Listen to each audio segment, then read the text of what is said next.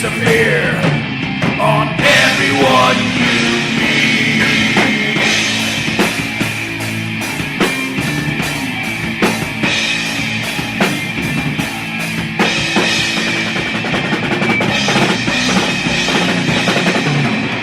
They come on the street, they give their lives. We are the people, they want to take us alive.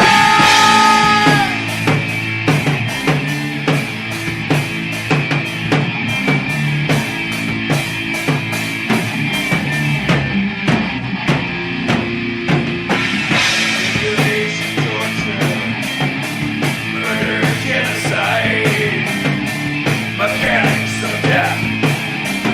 All through the sky, a new heaven awaits.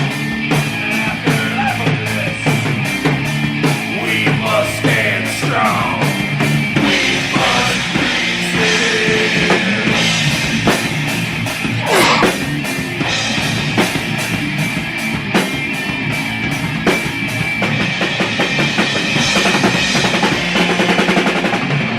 They come on the street, they spill their lives. We are the people, they want to take us alive.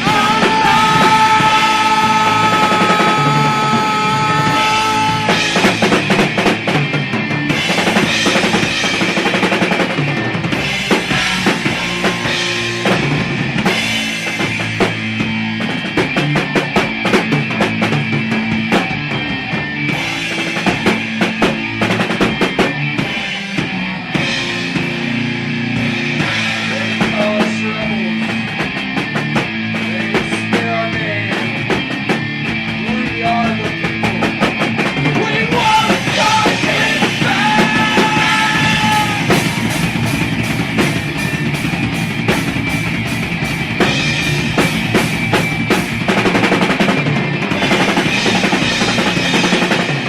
They come on the street, say they want to survive. We are the people, they want to take us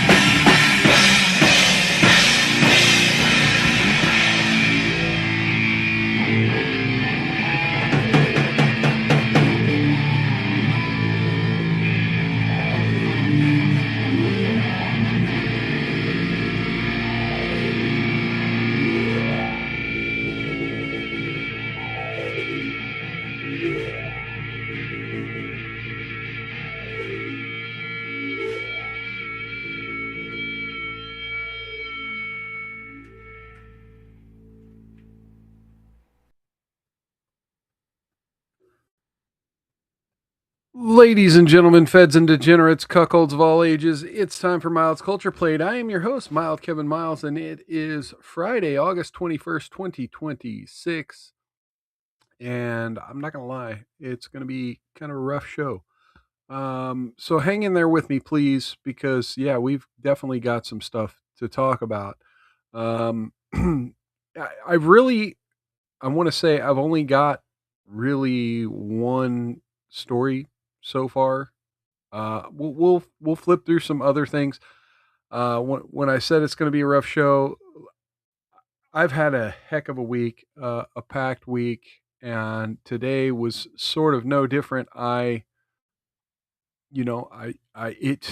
it let me just say it's kind of hard getting around right now, and so I'm trying my best to keep things rolling, to keep doing shows. But I'm not gonna lie, sometimes it would be just easier to cancel like I had to last night. But I'm not gonna cancel tonight. I've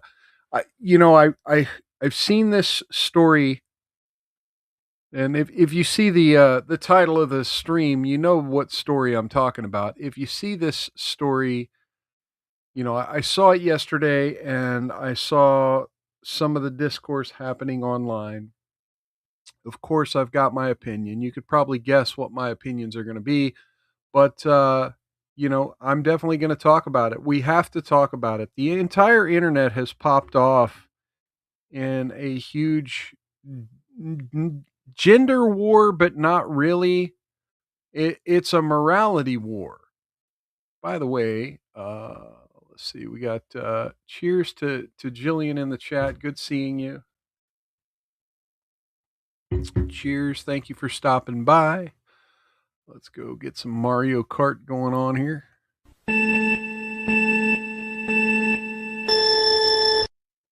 All right. All right. Welcome, welcome, welcome.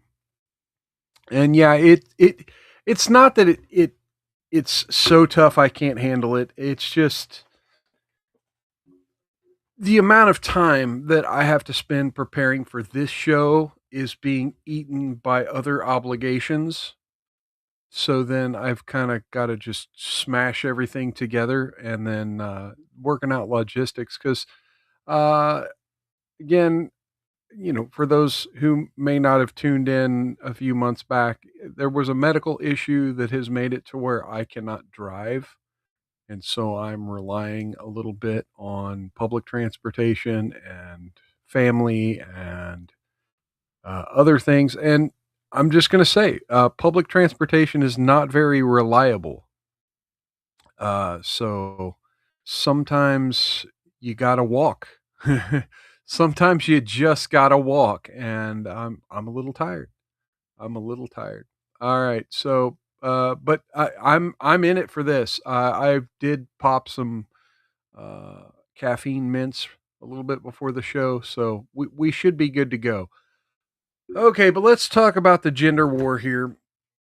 It's happening on every social media platform, not just X, not just Facebook, not just Reddit, YouTube. It's TikTok. It's everywhere. The gender war has erupted over this murder trial in Massachusetts, and we just had a murder trial in Massachusetts kind of divide the country a couple years back with the Karen Reed trial, and then now we have the Lindsay Clancy trial.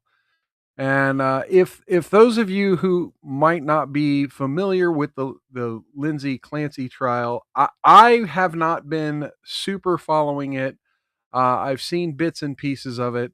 I'm gonna go over to Grok. I normally don't do this. I normally don't let AI kind of tell the story, but we have a lot of things to cover, and the trial's been going on for a little bit. The story's been going on for a little bit. And so the easiest way to summarize is just let the AI do it for us real quick. I hate to do it, but we're going to do it. Let's go to Grok.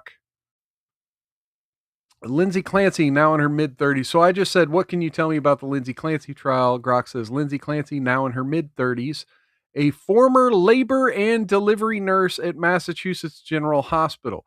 So as we get into the story, she has worked with babies most of her life here. Like this is important. Like her job was to work with your babies. Shaban says, horrible med cocktail they had her on with rapid changes in meds.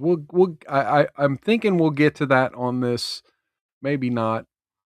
She's on trial in Plymouth Superior Court, Massachusetts for the January 24, 2023 strangulation deaths of her three children, Cora, Dawson, and Callan, at the family home in Duxbury, Massachusetts.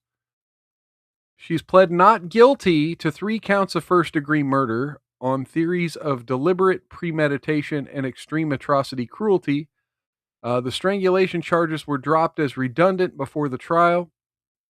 The defense does not dispute that she killed the children, but she argues that she lacked criminal responsibility due to severe postpartum mental illness. And so this will get me into the first little opinion thing here, often called insanity defense under Massachusetts law. So we're all familiar with in the movies, the crazy person gets off for temporary insanity, and we know that this has happened in real life too. Let me just say that there's a difference between temporary insanity and insanity. And there's a difference between knowing what from right from wrong. And you could argue that someone who was a labor and delivery nurse should have known that murdering children was wrong. Now, again, the idea of temporary insanity is that judgment had lapsed. And so let's talk a little bit about insanity. You could make an argument. I'm not necessarily making this argument myself, but devil's advocate, you can make an argument that all murder. You notice I'm saying murder, not homicide, not justifiable homicide, not retributive homicide, but murder. All murder to some degree is crazy, right? It's insane. The idea that you would kill someone who you don't have to, right? It's a little crazy.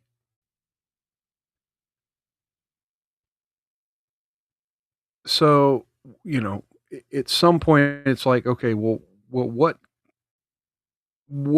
criteria do you have for the crime of murder? Specifically, murder in the first degree, right here, murder in the first degree. Well, one thing is premeditation, and another is extreme cruelty. And these are two facts that the prosecution is arguing in this case. And okay, so let's get into the actual facts here. On the evening of January 24th, Clancy then asked her then husband Patrick to pick up takeout and stop at CVS for medication, which we'll get into the medication here in a bit. While he was out under an hour, she took the children to the basement, strangled them one by one with exercise bands. She then cut her wrists and neck and jumped from a second-story window in a suicide attempt, leaving her paralyzed from the waist down. Parentheses, she appears in court in a wheelchair today. Patrick had returned, found her injured outside, called 911, then discovered the children's bodies in the basement, yelling on the recorded call that she killed the kids. Callan was transferred. The baby was transferred to a hospital and died a few days later. Clancy has been held at Tewksbury Hospital receiving psychiatric care since shortly after the incident, and Patrick has divorced her. Okay, prosecutors argue that the killings were deliberate and calculated. They say she sent her husband away to create the opportunity, acted methodically, and was not so impaired that she lacked substantial capacity to appreciate the wrongfulness of her conduct or to conform to the law. They acknowledge that They acknowledge that she had mental health struggles, but contend that she manipulated providers, sought quick fixes with medication, and planned the acts ahead of time. Defense contends that she suffered from severe postpartum depression / psychosis, and we'll get into the hairy difference between postpartum depression and postpartum psychosis here in a little bit too. Possibly with bipolar features, auditory command hallucinations, which means a voice was telling her it was her, quote, last chance to kill the children so that she could kill herself, and the effects of being on numerous medications. Witnesses have described her as a loving mother who was begging for help with deteriorating mental health in the months prior. Experts, including forensic psychiatrist Dr. Resnick, have supported the claim that she was frankly psychotic at the time. Under Massachusetts law, a person is not criminally responsible if, due to a mental disease or defect, they lack the substantial capacity to appreciate the criminality wrongness of their conduct or to conform their conduct to the law. A finding of not criminally responsible would lead to a commitment to a state mental health facility with periodic reviews, not release. A first-degree murder conviction carries a mandatory life sentence without parole. So I want to I want to kind of point at this here. Mental health facility with periodic reviews not release. That doesn't discount the possibility of eventual release if someone claims she's quote unquote uh, cured of her disorder. Uh, it's usually unlikely in cases like this, but it's not impossible. And to me, that just makes me sick, right? Like she's not automatically released, but just the idea that eventually she could be released and be around children. Oh my lord! I just realized I'm not even on the screen. A first degree murder conviction carries a mandatory life sentence without parole, and second degree carries 15 years to life. So I guess second degree is going to be potentially a lesser included on the jury forms when it happens. So jury selection began in July, and opening statements and testimony followed. Prosecution presented extensive evidence, dozens of witnesses, including first responders, medical examiners, Patrick Clancy's emotional testimony, the 911 call, and providers. Defense rested on August 21st after calling about 10 witnesses focused on her mental health history, treatment efforts, and expert opinions. Clancy herself did not testify. Prosecutors are presenting rebuttal witnesses with closing arguments expected early the following week. The trial's drawn significant attention to maternal mental health, postpartum psychosis, and related care gaps. Supporters have gathered outside the courthouse, and we'll get into that in a minute. Okay, so what it's what Shaban was talking about, the MedCon cocktail. I've read a bunch of reports from people who've been watching the trial. Let me go ahead and ask. Here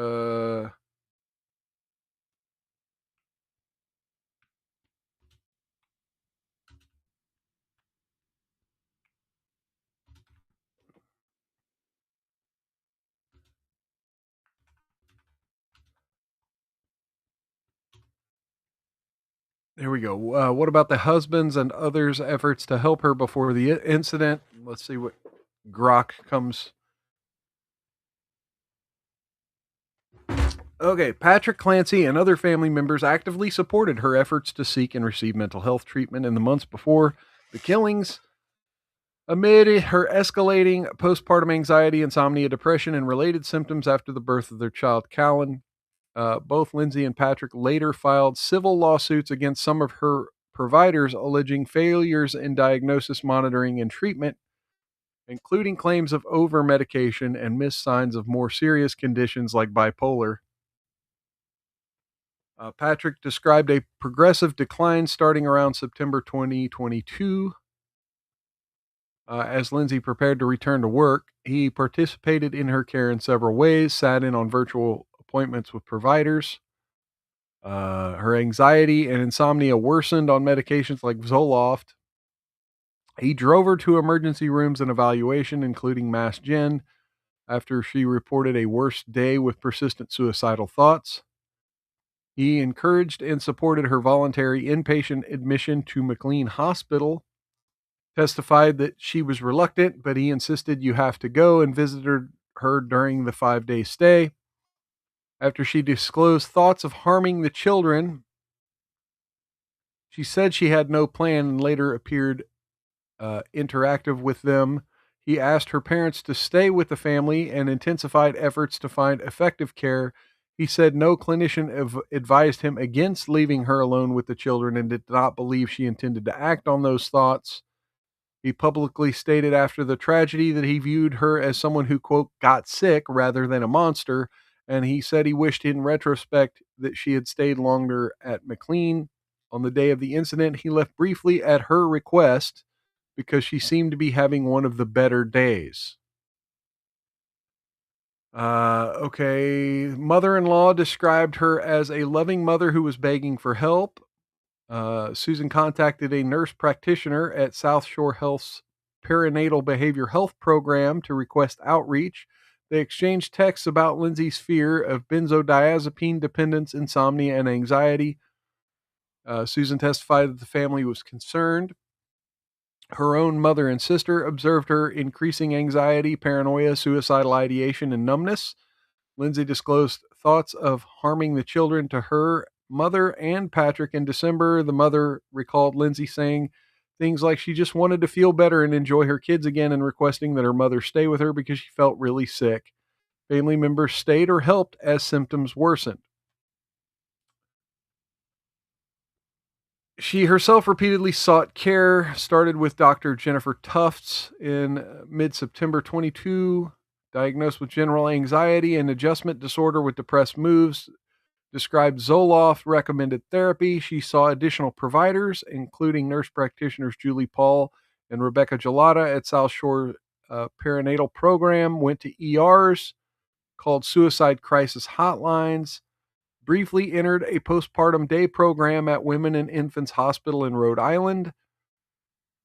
Staff there linked issues to more over medication and misdiagnosis and found the program unsuitable.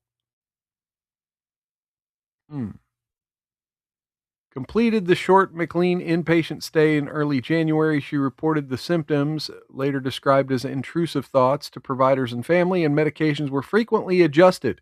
Antidepressants, anti-anxiety agents, benzodiazepines, sleep aids, antipsychotics like Seroquel, mood stabilizers, dozens of prescriptions on roughly 13 different drugs over the period, though not taken concurrently. Providers testified that she was engaged in treatment, reported some improvement at times, especially after McLean, when sleep improved and she wanted to return home for family events, and did not always fully disclose the extent of darker thoughts or hallucination to clinicians. Patrick and the family noted that symptoms fluctuated. She could appear functional and caring with the children shortly after expressing distress. In short, multiple family members, especially Patrick and Lindsay herself, made repeated, documented efforts to obtain professional help through outpatient psychiatry, specialized perinatal programs, ERs, crisis lines, inpatient care in the fall of 2022 and early January 2023. The defense emphasizes these as evidence of a genuine crisis that providers allegedly mishandled. The prosecution is focused on her capacity planning around the incident and questions about medication adherence or full disclosure. These details have featured heavily in trial testimony from Patrick family members and treating clinicians. So, from all of this, what more do you want? What more do you want short of ripping her from her children and throwing her in a padded room? There's no cure for crazy.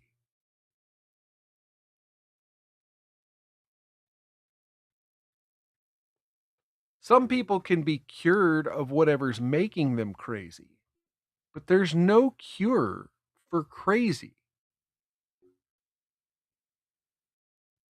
Like eventually, like if you're having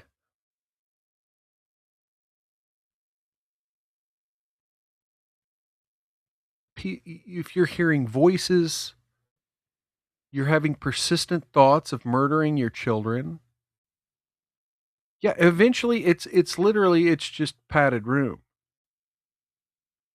This idea that everyone in her family, it was just this pill or that part of therapy or something else, and we'll get into some other conversations about what to blame here.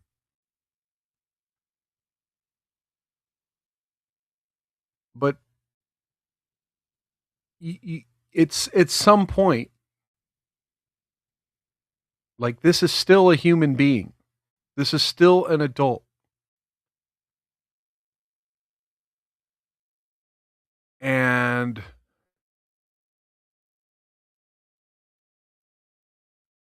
at some point, there's a responsibility, you know. Let's blame all the doctors. Let's blame all the pharmaceutical companies. Let's blame the husband. Let's blame, everyone but the person who literally took three people that she was supposed to love wrapped exercise bands around their neck, and in an insane rage brought their lives to a tragic end. Let's go to Candace Owens because, like I said, this whole case has divided people. It's created this conversation around mental health, but again, it's also created this gender divide where even, you know, even people who are definitely like pro death penalty, even people who are sort of right wing adjacent, fully on the justice train in situations like this, have had shit takes. And let's go to this. Let's go to Candace Owens because this really fucked me up here. Corinne writes, I know you're busy, but I'd love to know your thoughts on the Lindsay Clancy case in Massachusetts. I made my thoughts clear on this the moment that she was arrested, the moment that it made the news. Lindsay Clancy is obviously not guilty. There are a fleet of doctors who should be imprisoned for what they put her on. I regularly speak out against Big Pharma. They get away with murder all the time. And in this case, they are getting away with the murder of really her three children, but also completely destroyed her life. Lindsay Clancy, in my opinion, is not guilty. She was put into an intentional psychosis when she probably just needed to give her kids away for a weekend to get better, but they constantly give you these drugs that do not make things better. And the cocktail of 10 pharmaceuticals that she was on is absolute madness. Absolute madness. Corinne writes, I know you're busy. Okay. That's a cop out.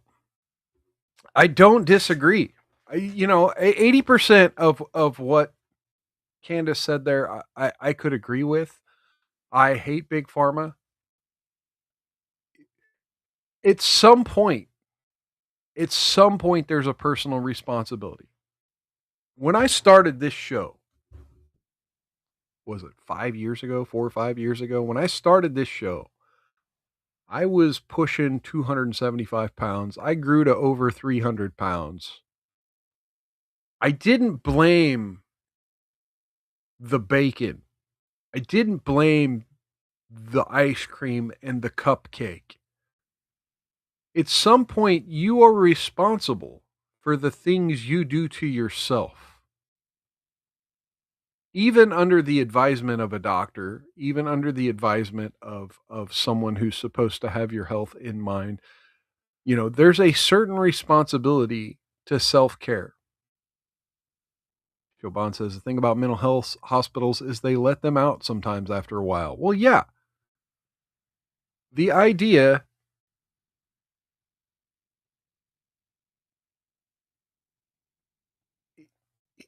there's no like yes, there is legitimate, mental health state hospitals. There are people who literally get snatched and locked away because it's clear that they're violent, they're violent, they're violent. There's nothing you can do about it except lock them in a padded room. At some point, someone in this woman's life should have just locked her in a padded room. The problem is when someone appears to be functioning or someone's masking, as they call it, masking their symptoms, when they say they have good days, the husband himself left those children with her and went to the store to get more meds. Like, what more could literally everyone around her have done? Oh, they failed her. They failed her mental health because they didn't realize how crazy she was. That's just it. Crazy people are good at hiding they're crazy. And the crazier they are, the better they are at hiding it. One of the things I like to talk about on this show are the frickin' pedophiles who run the world. You don't think those people are insane and good at quote unquote hiding it?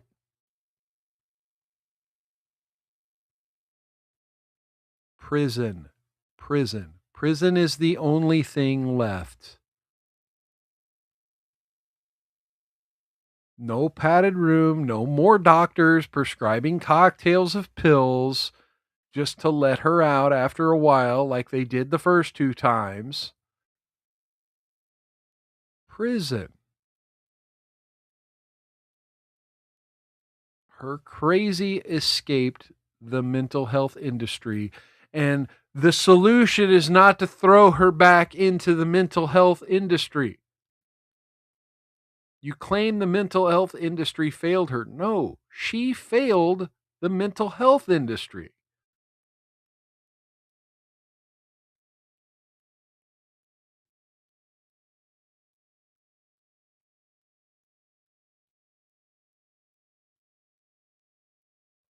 So, we've got social media.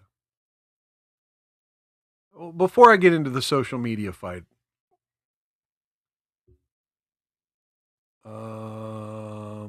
yeah, you know what? This is part of the social media fight, so we'll do this here. Hang on.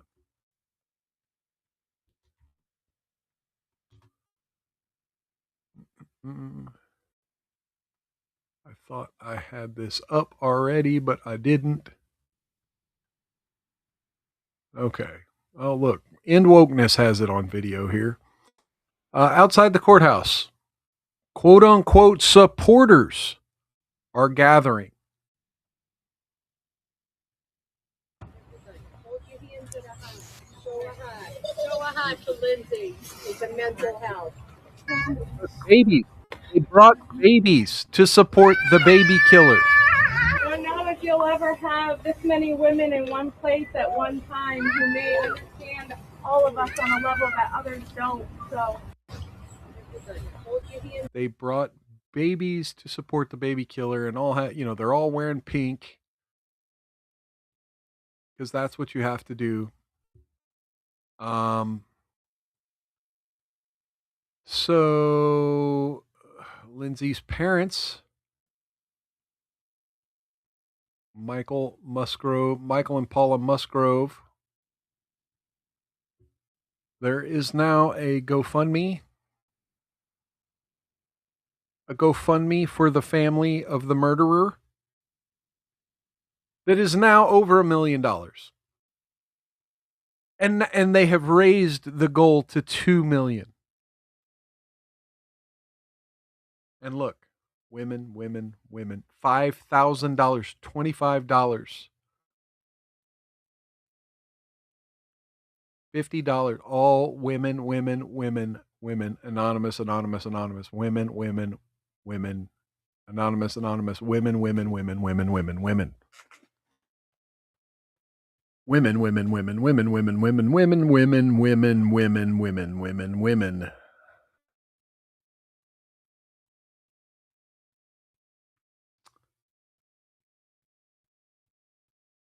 $1 million.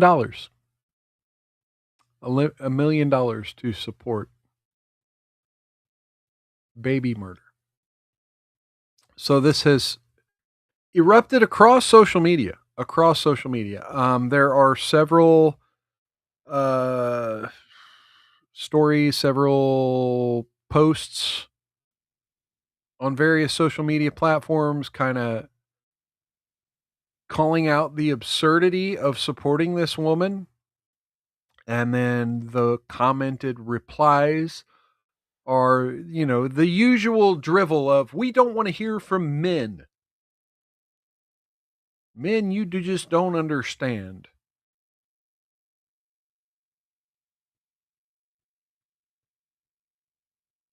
And talking about this postpartum psychosis, like we're supposed to just accept it as a normal part of modern civilized life.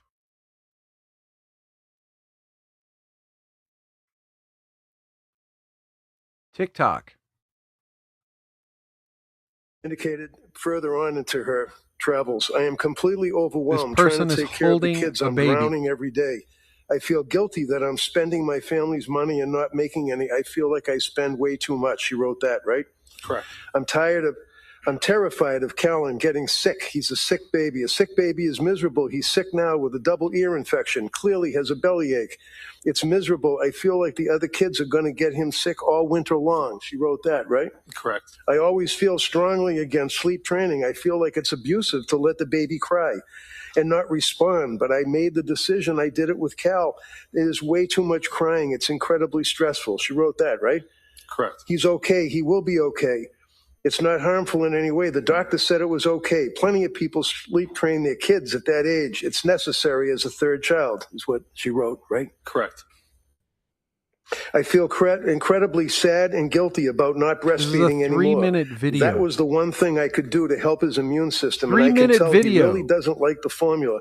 I'm very sad about this. I know at this time it's what I needed to do for my mental health. She wrote And this that, isn't right? the only person Correct. who And participated then the in this statement started same getting Lindsay smaller training. and smaller as time went by. One occasion, it's like I'm desperate to get a mental break from taking care of everyone. My mind is trying to make something physically wrong with me. My mind never shuts off. It's constantly thinking of the next thing someone needs. I can't shut it off. I desperately want to go back to work, but now I don't know. Look, did you see that? Did you see that? The baby wrote her a letter that says, "Love you, Mom."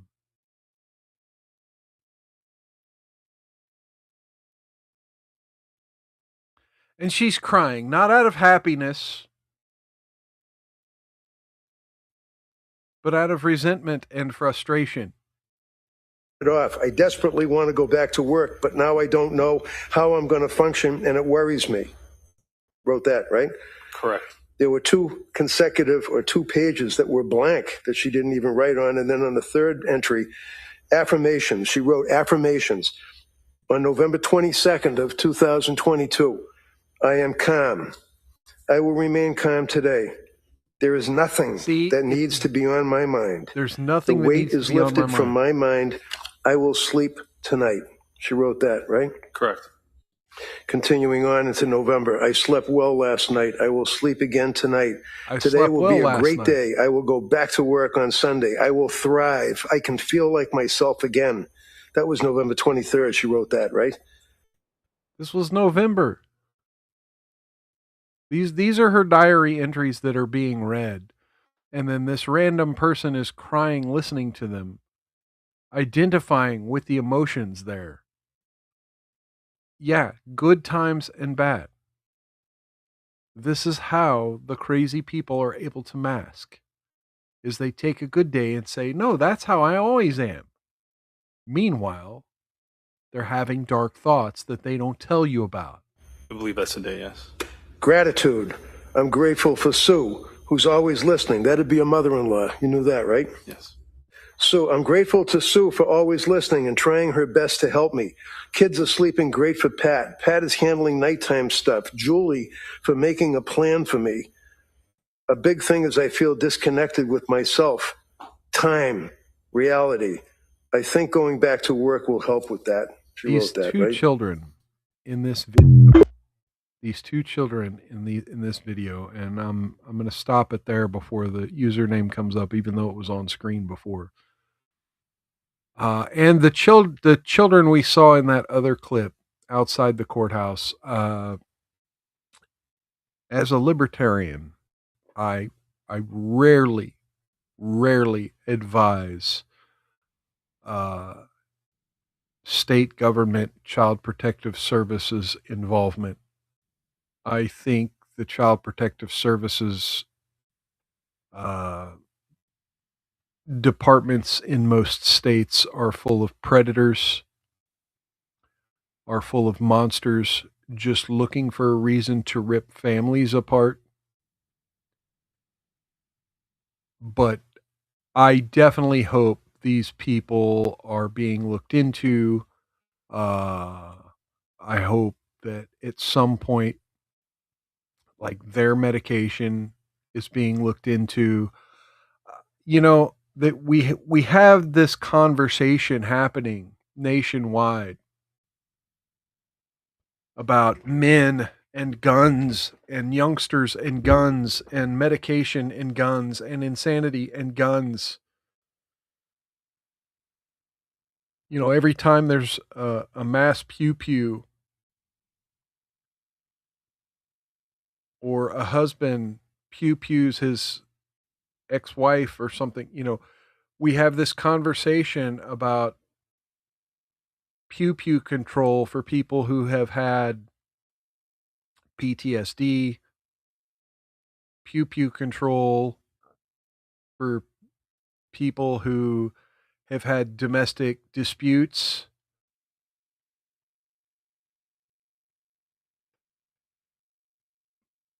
So we are advocating for a society in which your right to a pew pew can be taken away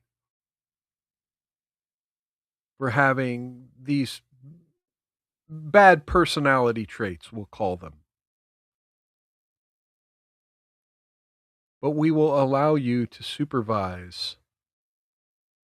We will allow you to maintain custody of small innocent life.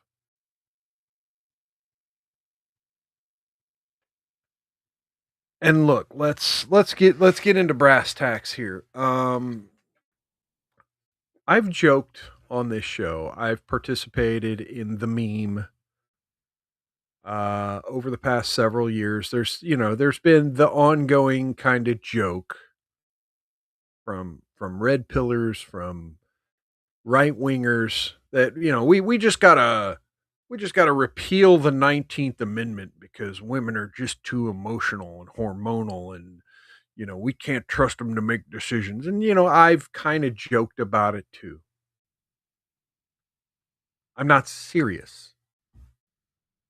I think there are lots of women in our country who are perfectly sane, who can manage their hormonal imbalances with things like exercise, with things like changes in their diet.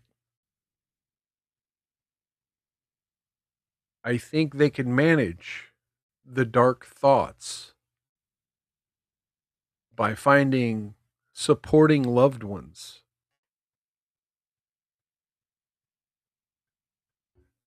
by finding church pastors, by finding community,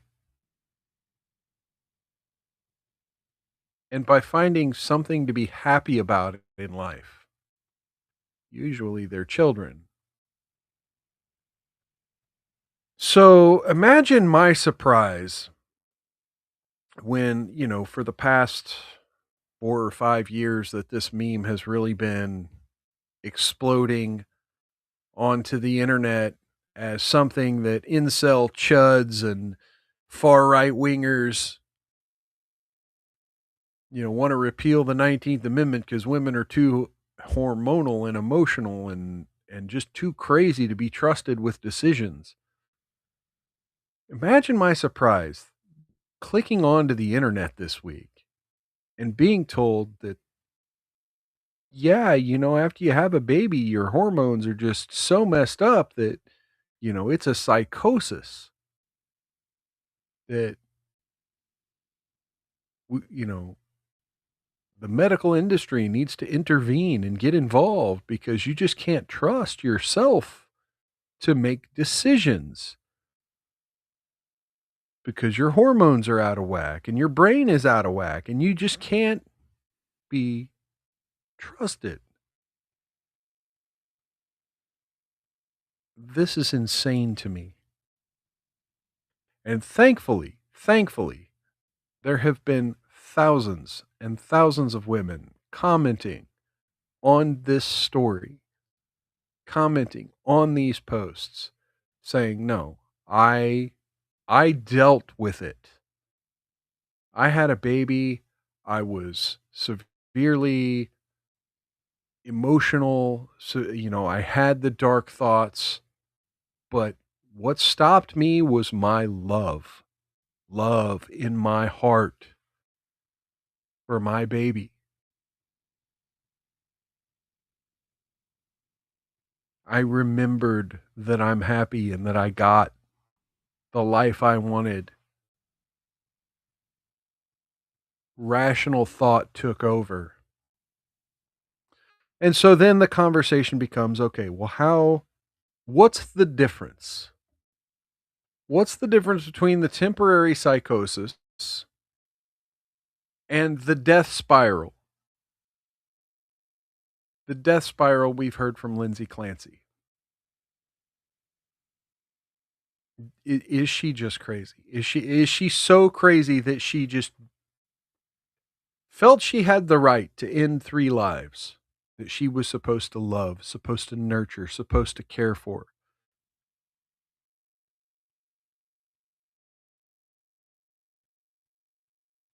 Did she have that right?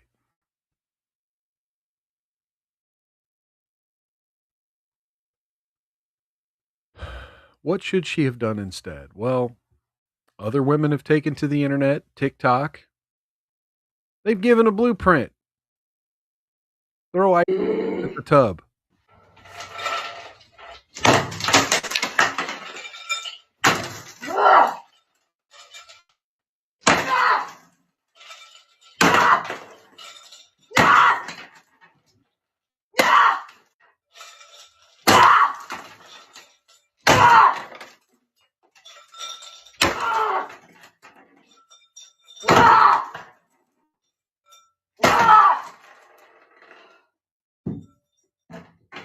Out of ice, but not done yet. No, see, it's not enough. It's never enough.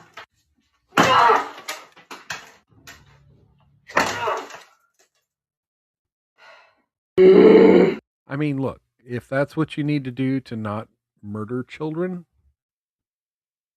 yeah.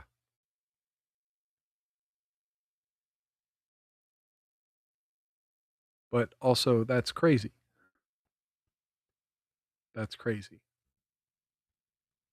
Again, we go through life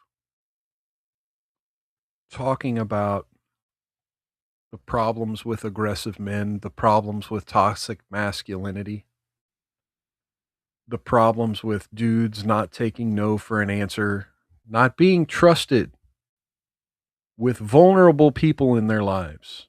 And don't get me wrong, there are a lot of monsters out there.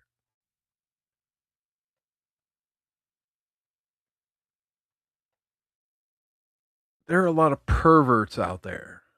There are a lot of men who would utilize the vulnerable to get their sexual pleasure or aggression or, disrespect and vent. But those dark emotions aren't exclusive to males. They're not exclusive to testosterone.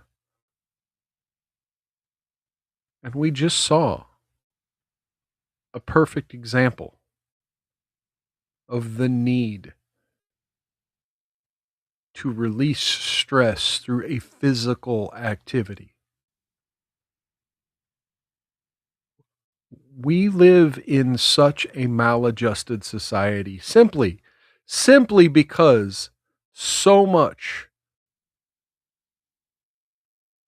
of our 365 days a year are spent doing what I'm doing right now. Sitting in a chair, staring at a screen. We don't get out and walk. If we do go out, it's usually at a very comfortable place. We're being waited on hand and foot, racking up a credit card bill that we'll stress about later. And we never get a chance to relieve that stress through physical activity unless you're having some really rough sex. And let's face it, these women who are dealing with postpartum depression, not a lot of them are having an active sex life for obvious reasons.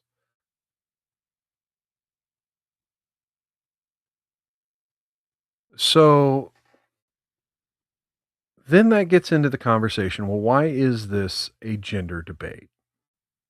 If so much of these emotions, if so much of this aggression, if so much of this, is sort of shared between the genders, well, why? Why is this a gender debate? Oh, it's because for the last decade, we've been told that it's the men that you can't trust, that men lack empathy, that women are the empathetic gender in society. And I'm not disputing that. Women are the empathetic gender. I need to make this next bit. I'm about to do a bit. I need to make this next bit into like a TikTok. Women are very empathetic. Especially, middle class, comfortable lifestyle American women, mostly white women, but, could be various races, but mostly middle class and upper middle class white women are very empathetic toward perverts, very empathetic toward illegal immigrants, very empathetic toward criminals, very empathetic toward the insane, very empathetic toward murderers.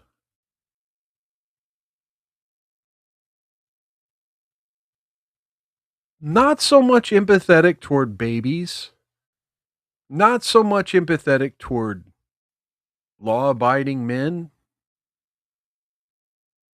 not so empathetic toward their own husbands, not so empathetic to the rule of law.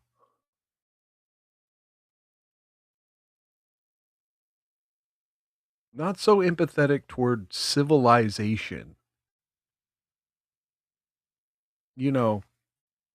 I used to laugh when Jordan Peterson would compare women to the concept of chaos and men to the concept of order. But we see it playing out in all of the generations younger than me.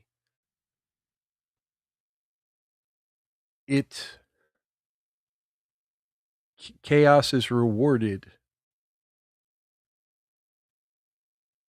They're empathetic toward the bear. They chose the bear while being on the side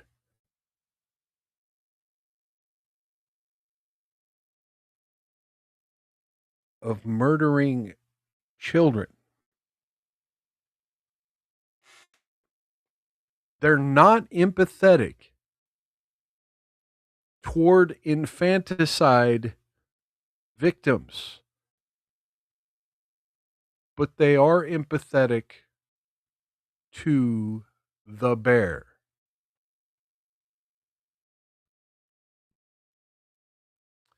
And for that very reason, we have a divided nation.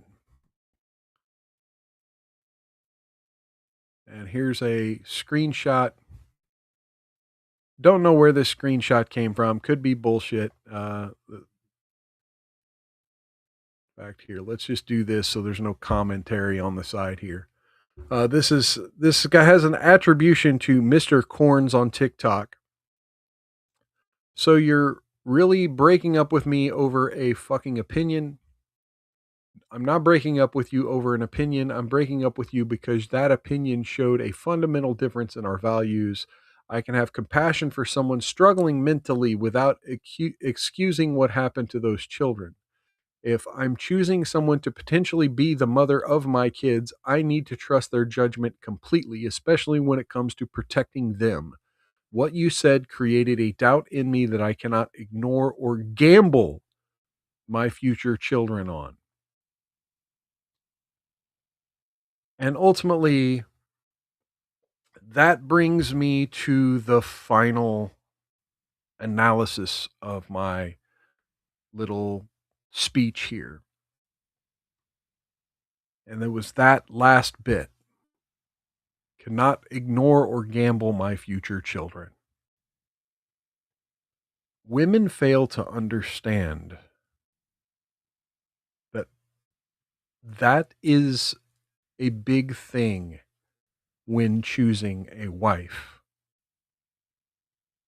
is understanding that this person, I have to trust this person when I'm not in the home. They have to be able to protect the home, the children, or at the very, very fucking least, be able to pick up a phone or reach out to someone who can help her protect the home, protect the children.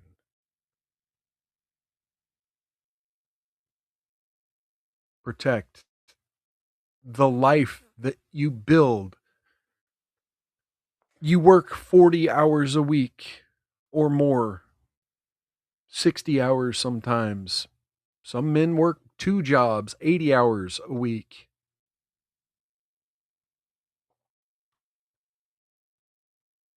To put that check in the bank, take that money out of the bank, spend it on the house, the food.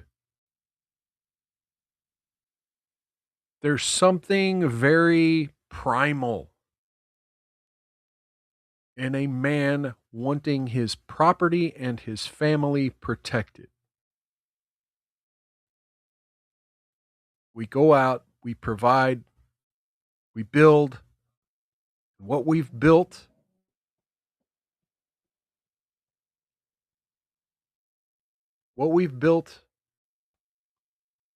is very close to us.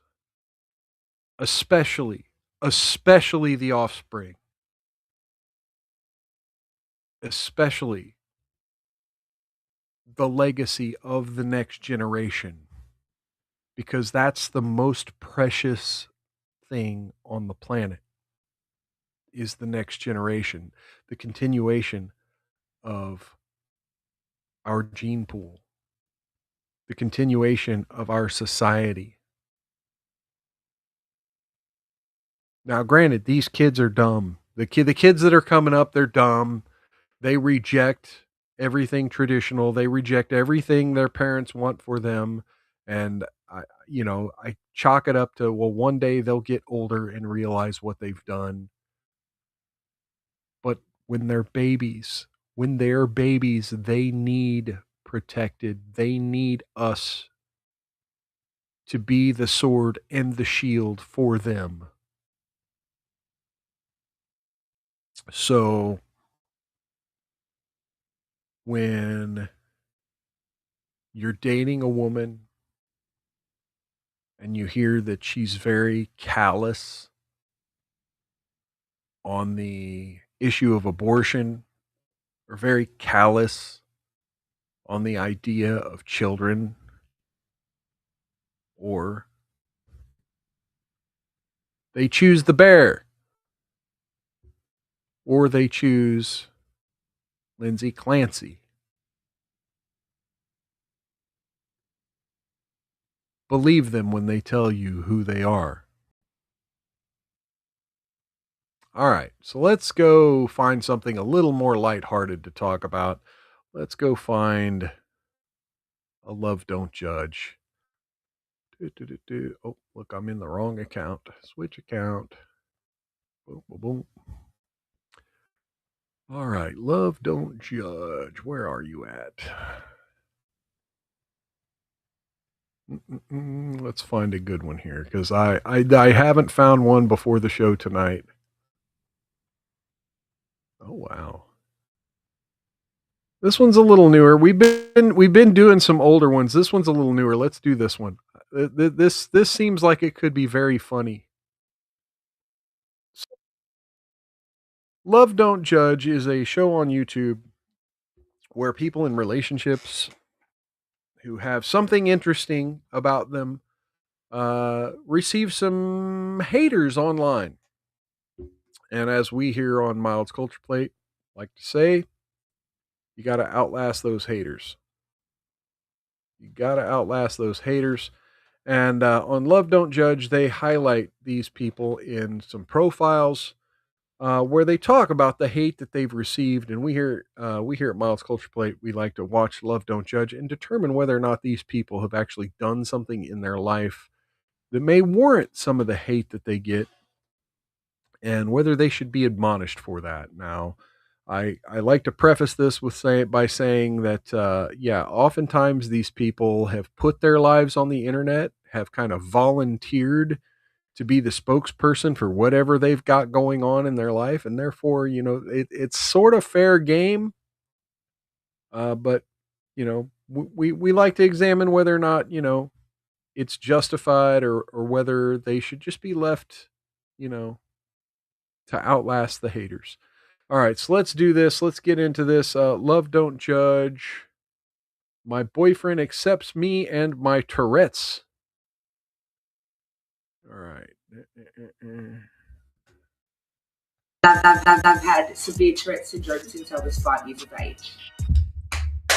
It's impossible to control my tics. Yeah. When my tics are bad, I do break a lot of things. I've broken so many TVs over my life. So then we come up with the idea to get a projector.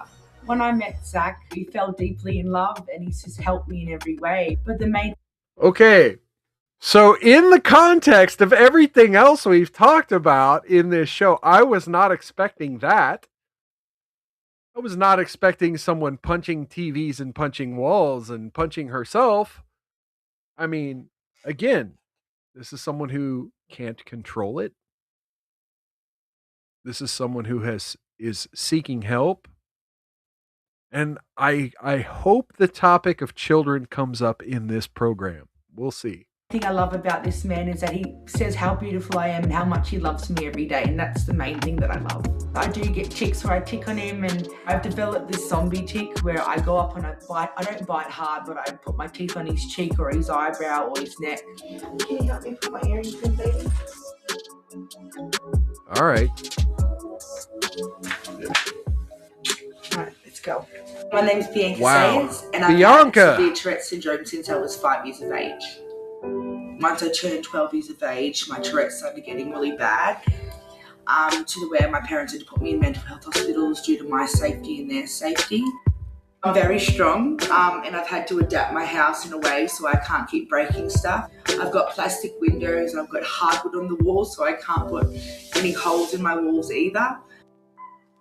See, she knows there are times when she can't control herself, so she's doing what she can to manage it. As you can see, She's not just, hey, give me a pill, put me in a hospital. She's accepting responsibility for it and being an adult about it. sweeping up my floor. I was like, tick! And that is what I did. When I met Zach, we were both going through our own stuff, so it was good to talk to someone about, things and to be comfortable in front of each other. And then we fell deeply in love, and he's just helped me in every way, from sometimes brushing my teeth when I'm putting toothpaste in my eye. He shaves my legs, helps me put my makeup on sometimes. But the main thing I love about this man is that he says how beautiful I am and how much he loves me every day, and that's the main thing that I love. I do get tics where I tick on him, and I've developed this zombie tick where I go up and I bite. I don't bite hard, but I put my teeth on his cheek or his eyebrow or his neck. He calls me zombie. Zach is very protective of me. We have curse words. Angry. He goes up and lets people know. I know why he gets a little bit upset, because he loves me and he cares about me and he just wants me to be happy, and Any task could trigger any kinds of tics, but cooking and getting ready are my main ones. Oh no, not the butter knife. Oh no. Oh, the Vegemite. She's got the Vegemite. This happens to me all the time. You can only laugh. So that's Did what she stab consists the of me cream? making my breakfast. mangled toast and a cold cup of tea. But people have worse off in other countries, so I'm happy that I've got a piece of toast and It's fucking tea in my mouth. Vegemite. No, So I usually allow myself an that's hour enough to to get make ready. me cuss. So I'm in the process of doing my makeup for me to go out soon. When you've got Tourette's and you've got certain things your tics come out around, there's really nothing that you can do. So In my situation for getting my makeup done, Is this- basically. So, I mean, this is just Dr. Kevin here. Is this tick somehow related to her appearance? Like she's angry at her appearance because she's in the middle of trying to better her appearance? Yeah. Every shower as a kid, I banged and I smashed the shower screen. So this is what the housing department did for me. They made me a shower, but because these aren't bathroom tiles, they're actually kitchen tiles. When the water gets on it, I slip all the time. And that's me makeup done. Can you help me put my earrings in, baby? All right.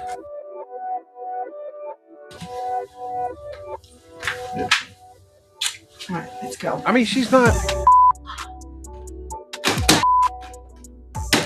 My keyboard has a protective case because I basically break them and I break screens, so it's all being encased in a hard disk so then I can use it. But the only thing that I haven't been able to work out yet is mouses. But I don't really use this computer much anymore because my partner invented me this thing. Just put a little calling box phone over the pillow. mouse area. So for me, with my phones, I bang my head banging on things, and now I can just sit here on a pillow and it doesn't seem to break. No one understands how a pillow this can improve my life. So, yes. I've broken so Put the many mouse on a TVs pillow. over my Optical life. So then we mice. come up with the idea to get a projector. Put the mouse on a pillow.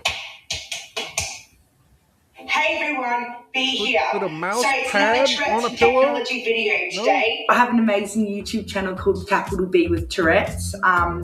Me and Zach started doing that in late 2019. I just want to show the world that Tourette's is not about swearing. It's about making people educated about what we go through and what Tourette's syndrome is, so in the future they can identify if someone's in public. I'm just on my YouTube channel, just checking my comments now. You're amazing, girl. Love and respect you. Massively wish you all the best. Okay, I'm not seeing hate. Awesome. Be proud of you. Like, there's hardly ever any mean comments, and if there's mean comments, people No like, mean comments. Yeah. This is YouTube love, don't channel was all judge. her Who's idea. I just judging thought I'd these just people? Give her a bit of help. So we met through some friends of ours. We did. And then we met again another few weeks later at a reggae festival just around the corner from where we live now. Oh, see, now there you go. Reggae fans. They're, and then they're I reggae saw him fans. like, hey Zach, I bought him a beer. From that day, about 3 and a bit years ago, we haven't left each other's side. She inspires me every day with the person she is and how strong she is. I love how kind he is. He says to me all times a day how much he loves me, how beautiful I am. I would never thought I'd be this lucky to find a decent dude like Zach, but I mean, I'm really happy that I did. I'm just there to help her when she... I mean, in context of the rest of the show, he could have done a lot worse. She needs it, to be her hands when, say, she's cooking or, so she's not swinging a knife around too much, if she's having a bad, ticky day.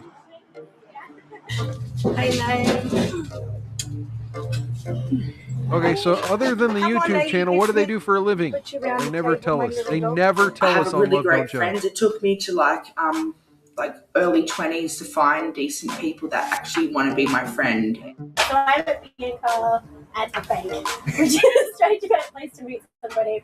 And I was just in line, and I never go to the bank, and she was in line. Oh, I was sitting there, do I talk to and her? Do I talk to her? she's quite a noticeable human being, obviously.